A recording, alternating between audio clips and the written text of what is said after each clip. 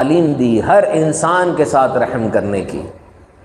زوجہ دسترخوان پر بیٹھی ہے، آپ زوجہ کے منہ میں نوالا ڈالتے ہیں، آپ کو صدقے کا ثواب ملے گا۔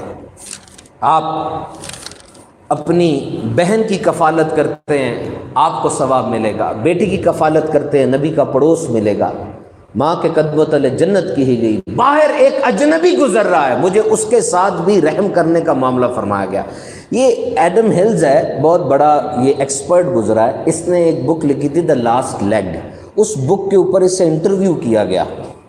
یہ وہ دور تھا جس وقت دہشت گردی کے واقعات پوری دنیا میں بہت زیادہ ہو رہے تھے، اور جان بوجھ کر اس دہشت گردی کو اسلام سے ٹیگ کیا جا رہا تھا۔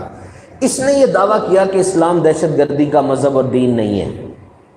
اس سے پوچھا گیا on an interview that how you will claim that Islam is not a religion of terrorism، تم کس طرح کہہ سکتے ہو کہ اسلام دہشت گردی کا دین نہیں ہے؟ You will corroborate it through Quran and Hadith، تم قرآن اور حدیث بتاؤ گے؟ وہ کہتا میں کیسے بتا سکتا ہوں، میں تو کرسچن ہوں، میں تو کامن سینس کی بات کر رہا ہوں۔ کاش آپ لوگوں کو سمجھ آ جائے، یہ بات بہت اہم ہے۔ کہتے میں تو کامن سینس کی بات کر رہا ہوں کہ دین اسلام دہشت گردی نہیں سکھاتا۔ کہتے ثابت کرو۔ کہتا ثابت میں کیا کروں؟ اس وقت دنیا کی 1/3 آبادی مسلمان ہے، 1.6 بلین، اور اگر اسلام ان کو دہشت گردی، فساد، مار کٹائی، بیجا قتل سکھاتا ہوتا تو باقی دنیا کے لوگ زندہ کیسے ہیں اب تک؟ یہ 1.5 ارب تو ساروں کو مار دیں گے، 1.5 ارب تھوڑے ہوتے ہیں۔ تم اپنے ارد گرد دیکھو۔ اس نے دوسرے یورپ والوں کو کہا تمہارا دوست ایک مسلمان ہے، تمہارا وہ مسلمان ہے، تمہارا فرینڈ مسلمان ہے، کیا ان سے تمہیں ایسا لگتا ہے، ڈر لگتا ہے؟ یاد رکھنا اسلام ظلم کی نفی کرتا ہے، اسلام دنیا میں امن کی ضمانت ہے، اسلام کافروں کو بھی امن دیتا ہے۔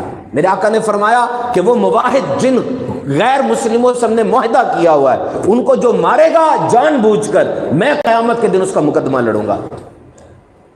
تم ایک سازش کے تحت اسلام کی کردار کشی کرتے ہو۔ پچھلے 20 سالوں کے اندر جتنی دفعہ گستاخی ہوئی سرکار کی شان میں، جب سے زمین بنی ہے، جب سے یہ سارا کچھ شروع ہوا، اتنی گستاخی کبھی نہیں ہوئی۔ یہ جو ماڈرن ایج آئی ہے، تم باقاعدہ سائنس بنا کر ہمارے نبی کی شان میں گستاخیاں کرتے ہو۔ تمہارے پاس اسکول آف تھاٹس پڑے ہوئے ہیں کہ حدیثوں سے چیز نکالو اور معاذ اللہ ان کے نبی کی شان میں اس طرح کی گستاخی کرو۔ مجھے ثابت کر دو ہماری امت کے اندر یہ امن، یہ بلٹ ان ہے۔ آج تک کبھی جب سے اسلام کا ظہور ہوا، میں نے آپ نے روئے زمین پر کسی مسلمان نے بنی اسرائیل کے کسی نبی کی بے ادبی کرنے کا سوچا ہے؟ آج تک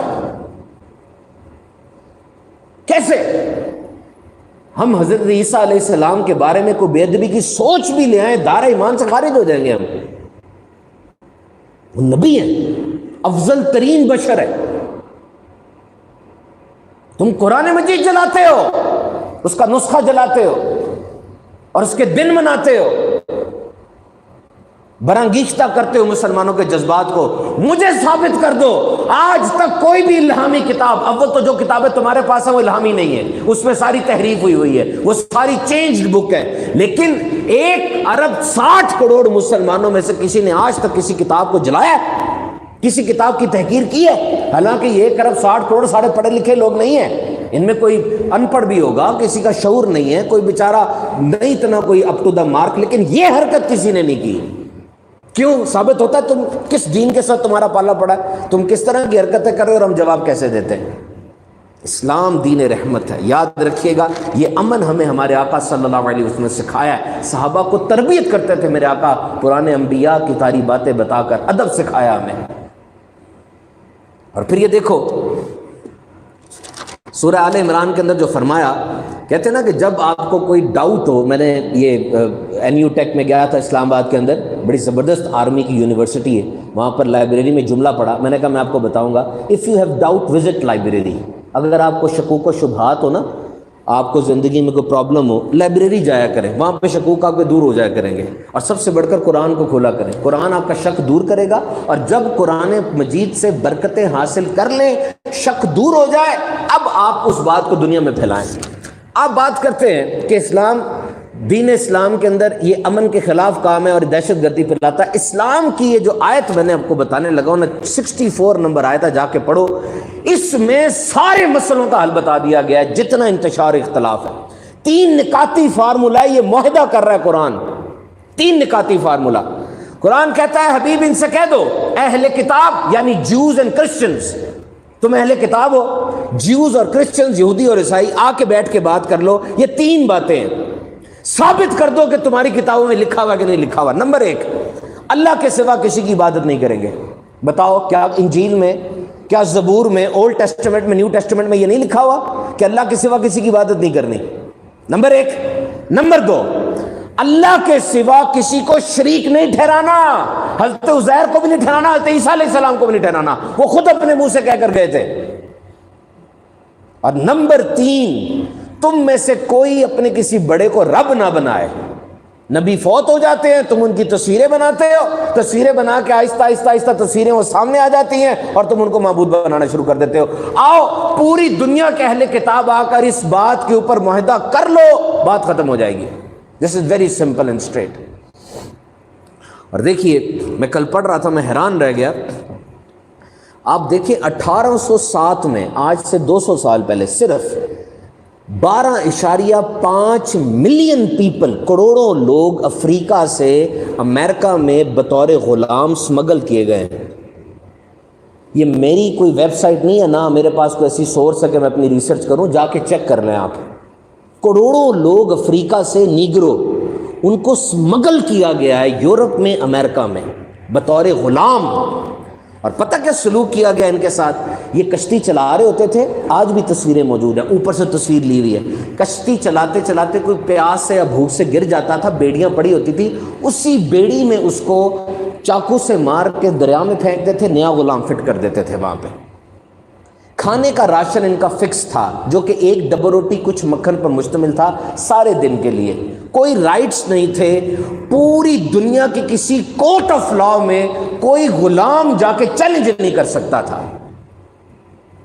قدرت اللہ شہاب اپنی کتاب شہاب نامہ میں لکھتا ہے کہ وہ بندہ ٹانگ سے ہلا رہا ہوتا تھا، پنکھا، بجلی آئی نہیں تھی، اور ہلاتے ہلاتے اس کی ٹانگ رکتی تھی، اندر سے آقا آتا تھا، آ کر اس کو پیٹ پہ اتنی زور سے ٹانگ مارتا تھا کہ اس کی تلی یا جگر پھٹ جاتا تھا، وہ مر جاتا تھا، اور اس بندے کو صرف چند روپے کا جرمانہ کیا جاتا تھا اور بات ختم ہو جاتی تھی۔